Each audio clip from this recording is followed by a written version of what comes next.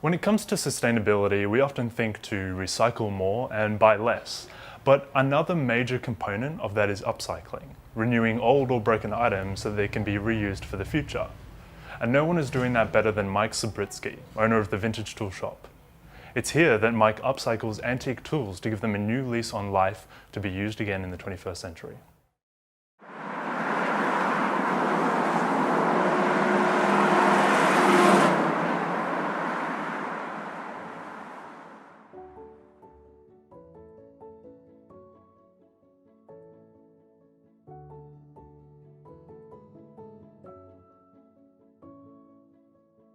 My name's Mike Subritsky and I'm the owner of Vintage Tool Shop. At the moment we restore and sharpen and clean up and get old tools back into workable condition. Primarily it was driven by a love of good quality hand tools, and I found it harder to get good quality hand tools new these days, so I went in search of older tools and found them generally to be much better quality, longer lasting and better in the long run. Generally a week is Monday, Tuesday when the shop is closed. I'm out the back fixing tools, sharpening tools, cleaning tools, and we're also starting to make our own hand saws here, handmade in Melbourne. Wednesday till Sunday I'm generally in the shop. I try to get out the back when I can to clean tools, but generally I'm on call service with customers. The hand saws, the taper ground saws, the quality peaked around the early 20th century and the last quarter of the 19th century. A lot of them were just over-designed and designed well, and they actually thought of how people would hold the things, and they gave them much curvier handles, better grip, and the blades are better tempered, and they just outperform their modern equivalents. If you use a saw that's say an 1896, 1917 vintage compared to a modern hand saw, the difference is shocking, absolutely shocking. Things were different back then. They knew it took time to make things. It wasn't this big rush, rush, rush, get it out, get it out. They knew a man or a woman could only do so much work in a day, so that's what it took. We're constantly looking for good quality antique tools, and you know, as you can probably see in the shop, everything is unique. There's no two things are the same. Everything is a unique antique tool. There's no two alike. We go to a lot of swap meets, garage sales, markets. We'll get up at like 4 in the morning and drive for 3 hours to go and hunt through rusty tools to bring back to the shop to clean. I mean, we've got about 2,000 antique French tools in the shop, which is pretty cool. Stuff dating back to the 17th century, you know, and yeah, just amazing old things. We try to look for tools that are pre-1940 and earlier. Around about the 30s and the 40s, quality really started going downhill with tools. But generally, I'm looking at tools rather than a view for collectability. I'm looking at a view, because I'm a carpenter, is it a usable tool? Can someone use that tool? Is it straight? Is it repairable? Is it able to be used again? Then I'll look at collectability, sort of secondary to that. From personal experience, I know how good a lot of these tools are, and I really like the fact that they're going to be used again. They're not just going to be put on the wall and someone's going to look at them. I love it when customers come in and they're going to use the tools, and I think we've figured out that 70% of our customers come in the shop to buy a tool to use. We definitely have an eye for them to be used first rather than collected, yeah.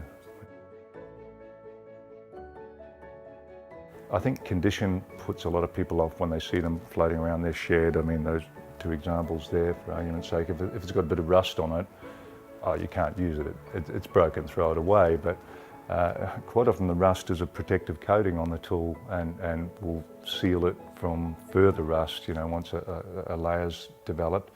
A lot of the misconceptions were, back in the day, steel's a lot better now than it was back then. Quality of steel's a lot better than it was back then. I've found A lot of the time it's the reverse. A lot of the older tools, the steel is very high quality in them. Yeah. It's generally a fairly dirty job, John. Like, it involves like lots of rust removal. I mean, my hands, this is a clean day, but generally it's lots of scraping, sanding, cleaning. There's no real easy way to do it. It's a lot of elbow grease.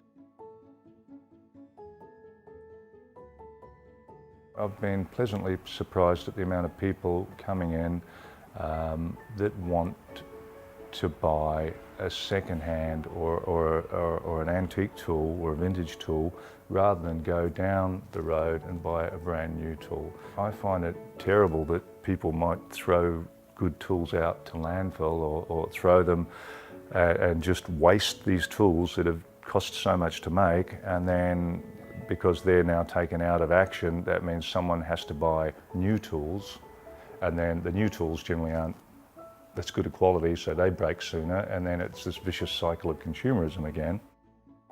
It's important to me that people reuse tools, reuse old tools. I think it's something that a lot of skills seem to have been lost for people to clean up their own tools. Like our parents and grandparents were very resourceful and very environmentally conscious, and they reused virtually everything. And in the business, we reuse packaging. If we've got to send tools overseas or interstate, we recycle packaging. We cut down on plastic packaging, and we try to reuse as much as possible all the consumables in the workshop and reuse them. Yeah.